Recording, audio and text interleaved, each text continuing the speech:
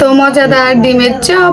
Hello everyone, আসসালামু আলাইকুম। সবাই কেমন আছেন? আশা করি সবাই ভালো আছেন। তো আজকে মজাদার ডিমের চপ বানাবো, খুব সুস্বাদু এবং টেস্টি আর ঘরোয়া পদ্ধতিতে। প্রথমে আমি 3টি ডিম সেদ্ধ করে নিলাম। এখন আমি বেসনের মধ্যে মরিচ গুঁড়ো, হলুদ গুঁড়ো, লবণ পরিমাণ মতন নিয়ে ভালো করে মিশিয়ে নেব। মেশানো হয়ে গেলে পরিমাণ মতন পানি দিয়ে আবারও ভালো করে মিশিয়ে নিব। এখন আমি সেদ্ধ করা ডিম ঠান্ডা হয়ে গেছে, 3টি ডিমই ভালো করে খোসা ছাড়িয়ে নেব। তো ডিমগুলো ভালো করে খোসা ছাড়ানো হয়ে গেছে, রেখে দেবো। এদিকে আমি কড়াইয়ে তেল গরম করতে দিয়ে দিলাম। এখন আমি ডিমগুলো মধামধি ভাবে 2 ভাগে ভাগ করে নিব।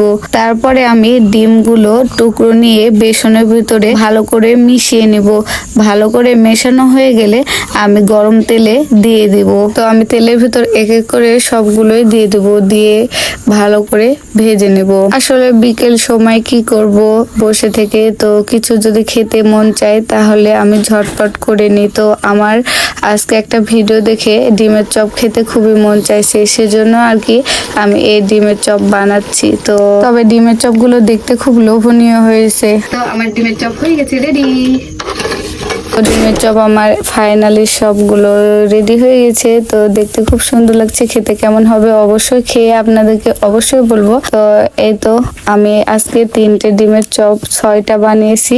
আসলে এখানে আমরা 6 জন মানুষ 6টা চপ খেতে পারবো। তো নিজে হাতে তৈরি করে ডিমের চপ বানিয়ে খাবো, এটা ভাবলেই যেন অনেক ভালো লাগছে। কারণ আমরা দোকানে যেভাবে যে পরিবেশে খাই সেগুলো স্বাস্থ্যকর হয় না, কিন্তু বাসায় বানিয়ে খেলে খুবই ভালো হয়। তো এখানে আমি শসা দিয়ে দিচ্ছি, টমেটো কুচি দিয়ে দিব, তারপর কাঁচামরিচ কুচি দিয়ে দিব। এগুলো দিয়ে খেতে খুবই মজা লাগে সেজন্য। আর লাস্টে তো লেবু থাকবে, লেবু না হলে কি মজা হয়। বিসমিল্লাহ। তো আসলে খুব খুব খুব মজা হয়েছে, আপনারাও খেয়ে দেখবেন, খুবই মজা পাবেন। তো আমার তো খুব ভালো লাগছে। আজ আম্বারা পেয়ারা কাঁচা লঙ্কা ছাড়া মাখবো কি করে, মাখবো খাবো কি করে।